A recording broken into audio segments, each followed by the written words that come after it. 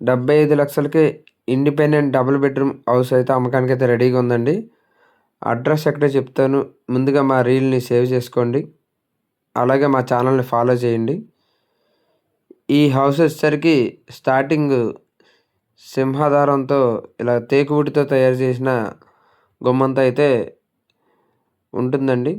అంతేకాకుండా మంచి క్వాలిటీ మెటీరియల్‌తో అలాగే సీలింగు, అలాగే కబోర్డ్సు, అలాగే టైల్స్‌తో మనకు నచ్చిన విధంగా మంచి క్వాలిటీ మెటీరియల్‌తో అందంగా కట్టడం అయితే జరిగిందండి ఈ హౌసు.